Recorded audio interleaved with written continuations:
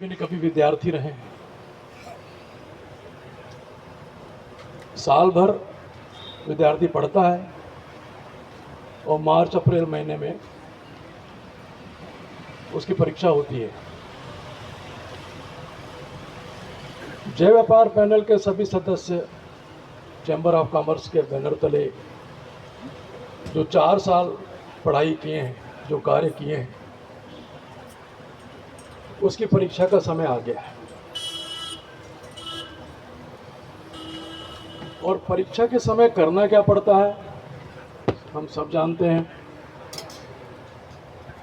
कि होमवर्क अच्छा करें,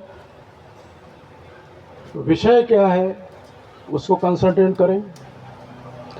अगर हमने ये 2 काम कर लिए तो सफलता तो हमारे दरवाजे के मुहाने पे खड़ी है। वो हमारे लिए फूलों का हार लेके खड़ी है स्वागत करने के लिए, अगर हमने ये 2 काम कर लिए। और मैं समझता हूँ कि हमारी टीम में, जय व्यापार पैनल की टीम में, हम सब एक सोल्जर हैं।